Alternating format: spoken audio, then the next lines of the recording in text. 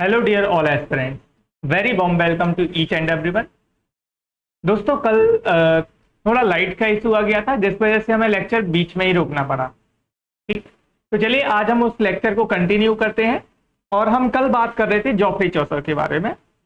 तो बिना कोई बात के चलिए हम बढ़ते हैं जॉफ्री चौसर के बारे में। जहां से हमने छोड़ा था अपने टॉपिक को, वहीं से हम उसको फिर से पकड़ते हैं और आगे बढ़ते हैं। तो गाइज अगर हम जॉफ्री चौसर के बारे में बात करते हैं तो जॉफ्री चौसर में हमने क्या बोला था? The general prologue of the Canterbury Tales contains 858 line, है ना। तो जो जनरल प्रोलॉग है कैंटरबरी टेल्स का, वो कितनी लाइनों से है? 858 लाइन उसमें बताई गई। कितनी लाइन बताई गई है गाइज उसमें? 858 लाइन बताई गई है। The general plan of Canterbury tales is taken from Boccaccio's Decameron. अब जो जनरल प्लान है कैंटरबरी टेल्स का, वो कहां से लिया गया है? बोकासियो के डेकामेरॉन से लिया गया है। कहां से लिया गया है? डेकामेरॉन से लिया गया है। In Canterbury the pilgrims could be seen going to Thomas a Becket. जो कैंटरबरी में जो उनके पिलग्रिम्स हैं वो कहां जा रहे हैं? थॉमस अ बकेट के लिए जा रहे हैं। In the month of April में he gave pen picture of 21 pilgrims in this work। In this work मतलब इस वर्क में 21 जो पिलग्रिम्स दिए गए हैं गाइस, इनको पेन पिक्चर्स के रूप में बताया गया है, मतलब पिक्चर्स डिफाइन की गई है। Had Chaucer written in prose, it is possible his Troilus and Cressida and not Richardson Pamela would be celebrated as first English novel। अब यहाँ पे अगर हम बात करें एस डी नेल की, तो एस डी नेल के द्वारा बताया क्या जाता है had Chaucer written in prose, है ना। अब यहाँ पे had Chaucer written in prose के बारे में बात होती है। अगर चौसर इसको प्रोज पे लिखते, इट इज पॉसिबल है, यह पॉसिबल होता कि ट्रायलस एंड क्रेसिडा क्या होते? फर्स्ट नॉवल इंग्लिश के होते भाई, फर्स्ट इंग्लिश नॉवल होते। लेकिन अभी कौन है? अभी रिचर्डसन का पमेला है ना। ये चीजें हम पढ़ चुके थे, है ना।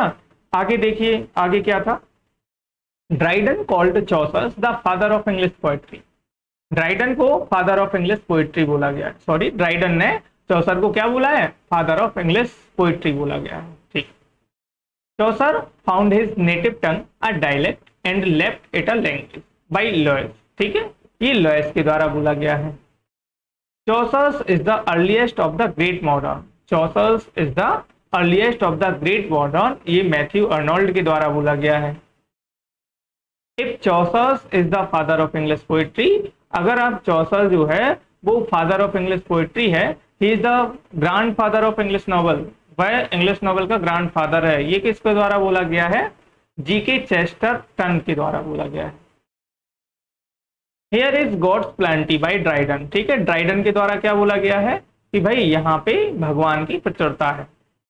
तो ये सब आपके जो पॉइंट है मोस्ट इंपॉर्टेंट पॉइंट रहेंगे टीजीटी पीजीटी के लिए। हो सकता है यूजीसी नेट में आपसे पूछ लिया जाए, वैसे इतना कम लेवल नहीं पूछा जाएगा। अब यूजीसी नेट इंग्लिश लिटरेचर का जो लेवल है भाई, वो अलग ही लेवल का है ना, अलग ही लेवल आता है ना। चलिए हम आगे बात करते हैं। ऑक्लीव रोट अ फेमस पोएम। ऑक्लीव ने एक फेमस पोएम लिखी है जिसका नाम क्या है? The regiment of princess. जिसका नाम क्या बताया गया है? द रेजिमेंट ऑफ प्रिंसेस बताया गया है। On the death of Chaucer, मतलब चौसर की मृत्यु पर। Chaucer and Langland died in the same year. Chaucer और लैंगलैंड जो है ना, विलियम लैंगलैंड हो गए और चौसर हो गए, इनकी मृत्यु सेम ईयर में हुई थी, 1400 में। Chaucer has been criticised for presenting about codes and cultivated classes and neglect the suffering of the poor. अब अगर हम बात चौसर की करते हैं, ऑल्दो यद्यपि इन कैंटरबरी टेल्स में 120 स्टोरीज वर प्लान। कितनी स्टोरीज प्लान की गई थी गाइस? 120 स्टोरीज प्लान की गई थी कैंटरबरी टेल्स में। कितनी स्टोरी प्लान की गई थी? 120 स्टोरीज प्लान की गई थी, बट ओनली 24 वर कंप्लीटेड। लेकिन कितनी कंप्लीट हुई? Only 24। Chaucer introduced felicity in English, है ना। चौसर ने फेलिसिटी को इंग्लिश में इंट्रोड्यूस किया है ना। Longest tale of Canterbury tales is knight tale. अब अगर आपसे अगला पॉइंट हम पूछें तो ये बताओ कैंटरबरी टेल्स में जो सबसे लंबी कहानी थी वो किसकी थी? तो किसकी थी गाइस? नाइट टेल की थी। किसकी थी? नाइट्स टेल की कहानी थी, है ना। अब चौसर्स की बात करें तो चौसर्स ने 120 स्टोरीज जो है वो सोच के रखी थी, लेकिन 24 ही कंप्लीट हो पाई, है ना। इंग्लिश में फेलिसिटी को चौसर ने इंट्रोड्यूस किया, है ना। कैंटरबरी टेल्स की सबसे लंबी स्टोरी कौन सी रही है, कौन सी टेल रही है? नाइट्स टेल रही है। Chaucer has been called the prince of plagiarist. Chaucer's को क्या बोला गया है? प्लेग्रिस्टिस प्रिंस बोला गया है, मतलब प्रिंस ऑफ प्लेग्रिस्टिस, ठीक है, प्लेग्रिस्टिस का प्रिंस बोला गया है। Chaucer was not in any sense a poet of the people by Hudson. Hudson के द्वारा क्या बोला गया? Chaucer was not in any sense a poet of the people, ये बोला गया है। अब देखो दोस्तों, आपको मैं अगर बता दूं कि हमने अभी तक क्या पढ़ा है, हमने ड्राइडन के द्वारा देख लिया, हमने लुईस के द्वारा देख लिया, हमने जीके चैक्सटन के द्वारा देख लिया, ड्राइडन के द्वारा देख लिया है, मैथ्यू अर्नोल्ड के द्वारा यहाँ पे हमने पढ़ लिया है, भाई हडसन के द्वारा पढ़ लिया है यहाँ पे, है ना। तो इन सब के जो हमारे ये ऑथर बताए गए हैं, इन सब के बारे में हमें पता होना चाहिए कि इन्होंने चौसर्स को क्या बोला है ना। ये सब चीजें हमें अच्छे से पता होने चाहिए। The work of his life can be divided into 3 periods, है ना। जो चौसर वर्क ऑफ हिज लाइफ, उसकी लाइफ के जो वर्क रहे हैं उनको कितने पीरियड में डिवाइड किया गया है? 3 पीरियड्स में डिवाइड किया गया है। अब वो 3 पीरियड्स कौन कौन से रहे हैं गाइस? वो 3 पीरियड्स को हम पढ़ेंगे अपने अगले सेशन, उन 3 पीरियड्स को हम अपने अगले सेशन में करेंगे। तो आज की क्लास देखो, जो कल की क्लास हमारी रह गई थी तो हमने उस क्लास को आज कंप्लीट किया है। और दोस्तों मैं आपको बता दूं कि जो हमारी सेकंड क्लास रहेगी उसमें हम बात करेंगे कितनी? 3 पीरियड की बात करेंगे, जो अभी आपके जैसे फ्रेंच पीरियड हो गया आपका, है ना, इंग्लिश पीरियड हो गया आपका, है ना। इन सब चीजों के बारे में हम आगे चल के अभी बात करेंगे, है ना। इटालियन पीरियड हो गया आपका। चलिए आज की क्लास दोस्तों हम इतनी रखेंगे, आज की क्लास छोटी सी क्लास रहेगी।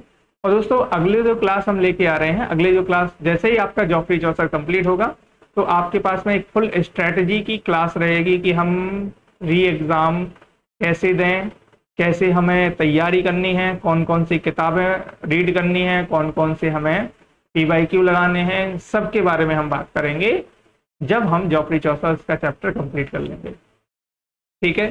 तो दोस्तों आज की क्लास को हम इतना ही रखेंगे, और जो आपकी स्ट्रेटजी की क्लास रहेगी वो मोस्ट इम्पॉर्टेंट होने वाली है।